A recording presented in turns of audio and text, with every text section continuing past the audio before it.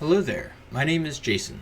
I am the creator of Drunken Dragons, which is an epic social drinking game. This game was originally designed as a hard copy for a gift to my wife during our first Christmas together. And recently, I decided to create a digital version to share with, well, everybody. I utilized the website GameStructure in order to create this online version, which I'm going to share with you guys today, including, most importantly, the rules of the game, so you guys have a clear understanding on how to play the game. So again, it is a drinking game. Usually, I guess beer would be used, though if you are under the age of 21 in the US or whatever legal drinking age, if you're in another country, just respect your local country laws regarding what you are drinking. Okay, so GameStructure. You can access GameStructure at www.gamestructure.com. You can search for my game by utilizing the search feature. And just so you know, you can either create a personal account or you can just use a guest account. So we're going to search games. We're going to look for Drunken Dragons. And we find my game, Jason NCSU 2007. That's me. I'm going to select play game. You can either do a public game or a private game. If it's a private game, you can have it be password protected down at the bottom here. I'm going to select host just so I can get into the board itself.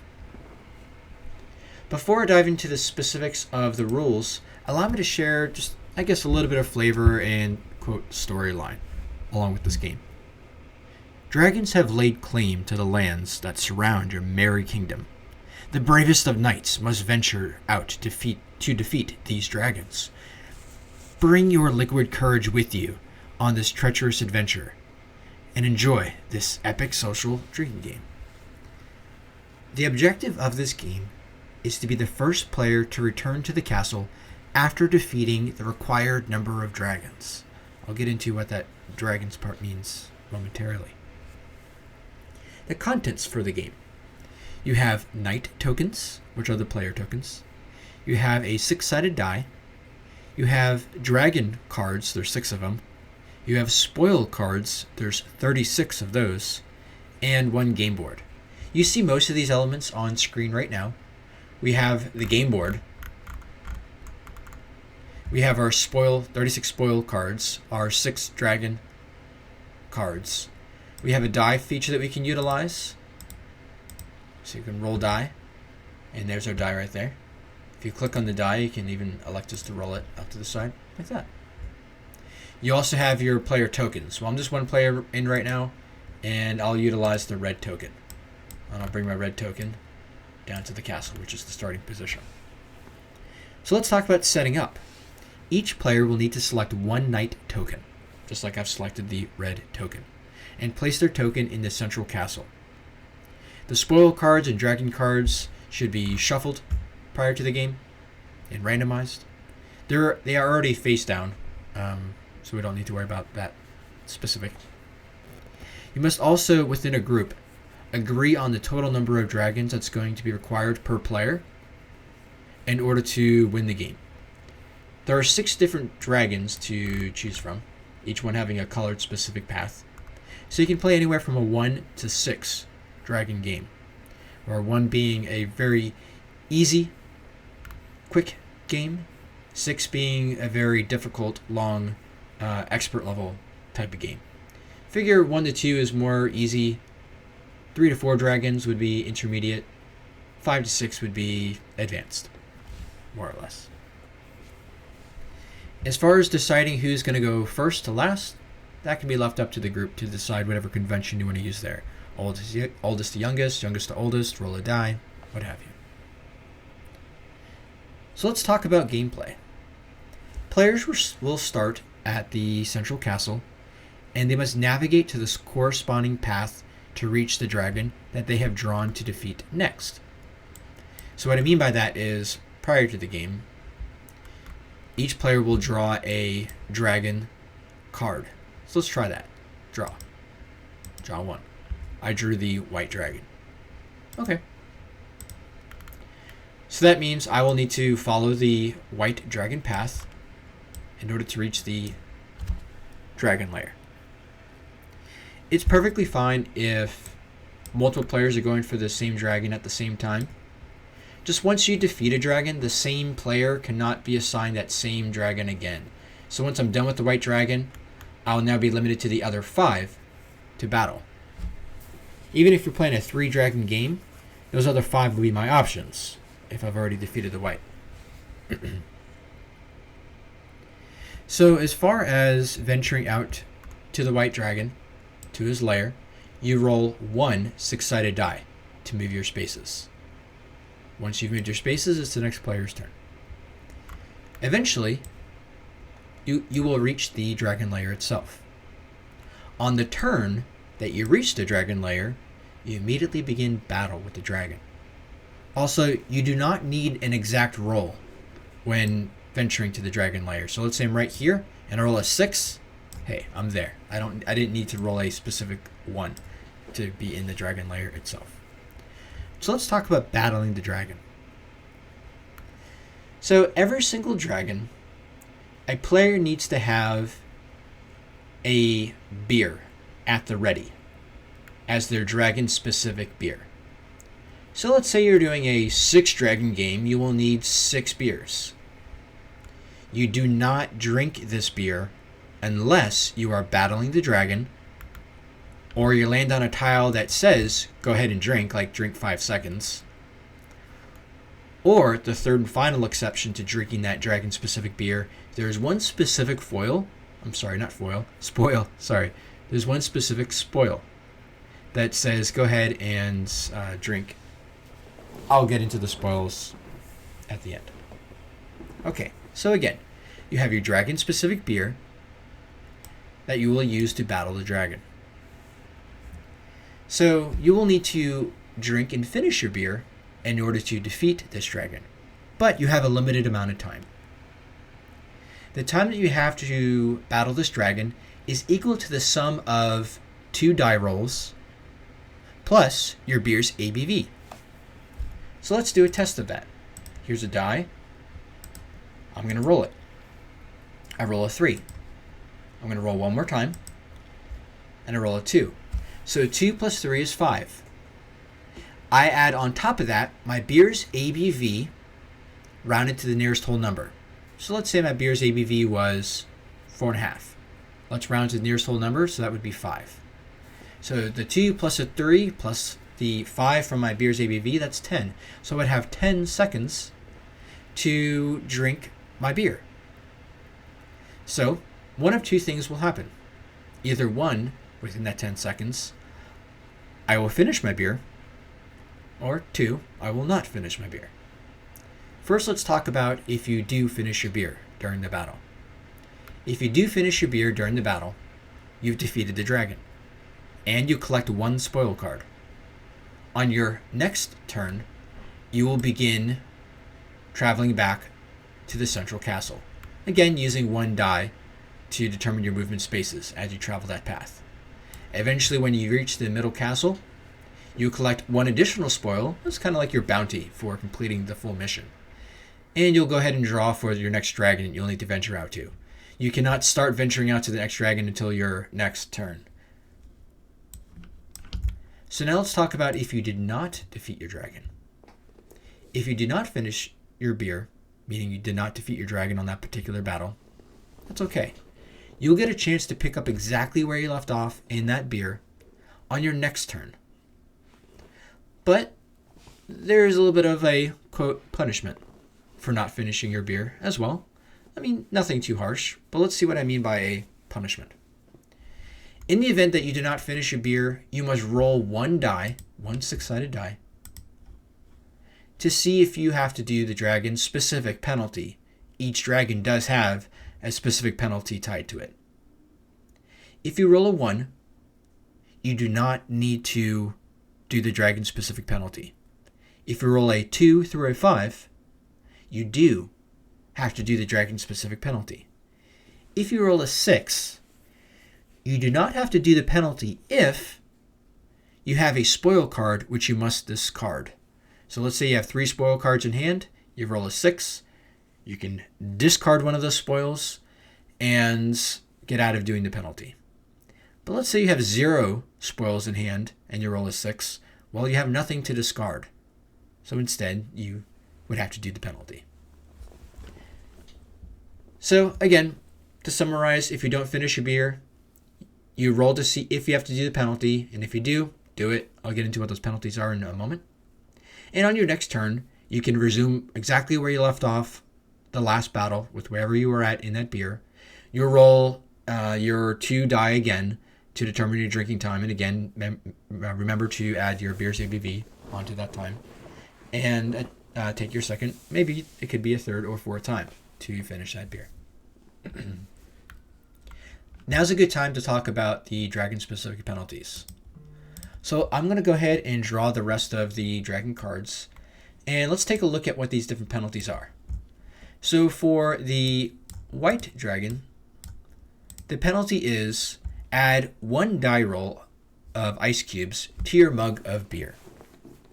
Okay, so typically you're going to be drinking out of a can or a bottle. So you will have to empty the remaining contents of your beer into a cup or mug and roll a die and add those number of ice cubes to that beer. Essentially, it just makes your beer really cold. You also have ice cubes maybe hitting you in the face when you're trying to finish that beer, which could get a little cumbersome. The black dragon, arguably the most difficult dragon in terms of the penalty itself. Penalty being drink a half a shot of liquor. Player's choice, though. The blue dragon, you must drink 1 cup of water. The green dragon, you lose a turn. So you have to wait yet an entire other cycle of player turns before you can start battling again for the green dragon. Also, your drinking time is going to be cut in half that next battle. The red dragon, you permanently subtract a die roll, so again, you're going to have to roll a die to determine this, from your drinking time. If it ever reaches 0, return the castle. Let's explain this one just a little bit further. So let's say in that scenario, your drinking time was 10, you didn't finish the battle, so I'm going to go ahead and roll again. That's what it says, permanently subtract a die roll. So let's roll a fresh die, and I roll a 4. So because I didn't finish the red dragon beer, I'm waiting till my next turn, and that 4 means that whatever my drinking time is, let's say this time my drinking time is 9, I have to subtract 4 seconds from it. So in that second battle with my red dragon, 9 minus 4, 5. So I'd only have 5 seconds to drink. Again, I might get a chance to finish that beer, but in the event that I don't, now it's really going to start to accumulate. I would have to roll another die to subtract additional time. So if we roll again, not only did we have the 4 before, but now we just rolled a 2. So the next time I battle the red dragon, I have to subtract the 4 and the 2, so 6 seconds. Now, in a very bad scenario, what if my drinking time was only 6 seconds, and I have to subtract 6 from it? Well, that's what they mean by if it ever reaches 0, so 6 minus 6 being 0, and you have 0 time to drink, return the castle. Gold dragon. Gold dragon, the king of dragons, you need to pay respects. You need to be present. A little bit of the humor here is that you can't take any bathroom breaks when battling the gold dragon. If you do need a bathroom break while you have not yet defeated the gold dragon, your player token has to return to the castle before venturing back out to the gold dragon to resume your battle. Those are the dragon-specific penalties. Okay. So next, let's talk about the spoil cards. There are 36 of those. Actually, let me pull up and bring these back to the dragon pile. Oh, let's select all. Dragon pile. And we're going to draw the spoil cards. Again, you normally only draw 1 at a time, but I'm going to draw all of them just for the sake of showing them off. So they're going to be pretty illogical in terms of when you would play them, but allow me to specify exactly when. Evil Wizard and Wise Wizard are very similar. Evil Wizard, you target a player and they subtract 10 seconds from their drinking time. Wise Wizard is the opposite. You add 10 seconds So you can target yourself or you can target another player, that's fine. Now it is specific to a timing nuance. You can play this card prior to the player starting to drink. You cannot play it once they've already started drinking. Another card with a similar rule is Travel Companion. You have to play Travel Companion before the player starts drinking. But Travel Companion allows you to drink during another player's drinking time, along with them. Earlier I mentioned that there's only 3 times that you can start drinking your dragon beer. When you're battling the dragon, when you land on a space that says you can start drinking, and I mentioned there was one spoil. This is the spoil, Travel Companion. This is the only other time you can start working or work on, in general, your dragon-specific beer. A few others to note. There's a total of 9, by the way.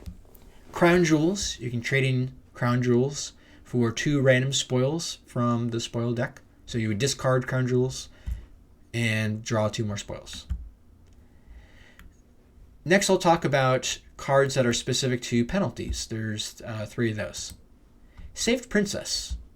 So if you have to do a penalty, you can play Saved Princess and forego having to do that penalty. Kind of like a get out of jail free card. There's also Freed Prisoner, which is very similar to Saved Princess, except now you make another player to do your penalty for you. Also in the same breath of penalties, there's Gambler card. It lets you re-roll to see if you have to do the penalty or not.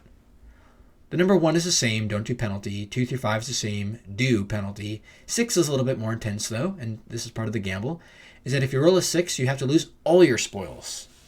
Again, if you have no spoils to lose, you have to do the penalty. So again, I mentioned there's 9, so 1, 2, 3, 4, 5, 6, 7, there's 2 more to mention. Mounted Horse.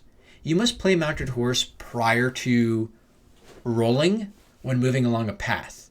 It essentially lets you double your die roll when moving. So you cannot play Mounted Horse after you've already rolled to move that on the path. And then lastly, we have Bandit. Steal 1 random spoil from another player's hand specifically. So those are the spoil cards. Once you've played the card, you will put it in the discard pile. In the event that there's no more cards to draw, just take everything in discard pile and shuffle it back into the deck. Again, whatever's still in player's hands is still in player's hands. There's no maximum hand size either. Okay, so those are spoils. That's really the backbone of the game. I will add a few more tidbits. Let's talk about special conditions. So, when preparing for the game, you'll need 1 to 6 beers per person, depending on what is the goal number of beers to complete the game. You will also need ice cubes, since that's tied to the white dragon, liquor, since that's tied to the black dragon, a shot glass, if you need it, again, part of the black dragon. You will need a cup, which will come in handy for the white dragon when you have to add ice to your cup and beer. For the blue dragon, there's water, so you'll also need access to water. And again, that cup will be handy when needing to add water to it. So that's it. So again, beer, ice cubes, empty cup, liquor, shot glass, and water. If any of those things are not available to you as a player, then you can improvise as needed and agreed upon by the group. Now, variations to the game. Earlier I mentioned that it's for 1 to 6 players. 1 to 6 dragons. And the more dragons, the greater difficulty the game will be in order to complete it for any one player. So for some people, even if you're doing a 4 dragon game, you're like, man, I really wanted to do more. Or even a 6 dragon game, and you felt, man, I could really handle more. Well, there are optional side quests that can be completed by, honestly, the more advanced players. What are side quests? Earlier I mentioned you can only drink your dragon-specific beer. To not drink your dragon-specific beer unless you're battling a dragon and so on. But what if you want to drink outside of those times? If you have a side beer, that's your side quest beer. Whenever you finish at any point this side quest beer, again, at any point within the beginning and end of the game, you've completed a side quest. The reward for the side quest is you get to draw a spoil card. And this will actually accumulate the more side quests you do. So once you do your second side quest, you actually get to draw 2 spoils. Once you complete your third side quest, you get to draw 3 new spoils to your hand. So the more side quests you complete, the more spoils you get a chance to gain, pretty rapidly as well. But the downside is you're only going to make the core of the game more challenging to yourself, filling yourself up on beer, when again you can't win until you actually defeat the dragon-specific beers, or dragons specifically. So that's, again, an option to do side quests. So as far as game time, I would say a normal 3 to 4 player game for a normal 3 to 4 dragons would probably take about 30 to 60 minutes, just depending on some lucky or unlucky die rolls. Also, since this game is designed as a drinking game, I do require and advise that you respect your country's drinking laws. For example, in the United States, you must be 21 or plus. Now, if you are under that legal drinking age, you can always substitute in, and again, agreed upon by the group to even allow you to do this. But you can drink something non-alcoholic, like sparkling water or what have you. But I'm going to say please drink responsibly and know your limits. And I hope you have a lot of fun playing Drunken Dragons.